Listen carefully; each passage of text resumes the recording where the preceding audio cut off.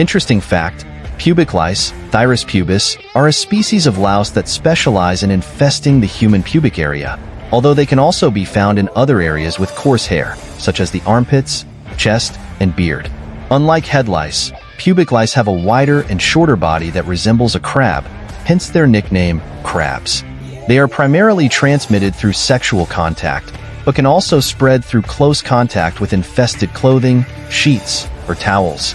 They are smaller than head lice, measuring around 1.5 to 2 millimeters in length. They are often difficult to see with the naked eye. Intense itching in the infested area is the most common symptom, caused by an allergic reaction to the bites of pubic lice.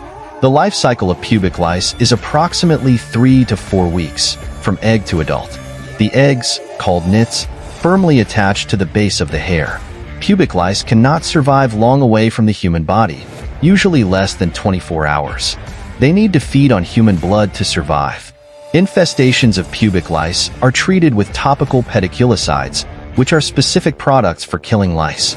If over-the-counter treatments are not effective, a doctor can prescribe stronger medications, such as malathion lotion, 0.5%, or oral ivermectin.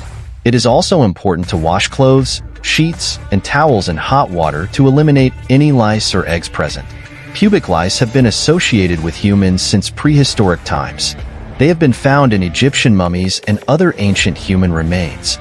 Despite their name and appearance, pubic lice are more closely related to the lice that infest gorillas than to human head and body lice. These small parasites are quite specialized and have evolved to adapt to their specific niche on the human body. Thank you for watching our videos. Follow us and share to see more videos from the Corner of Curiosity.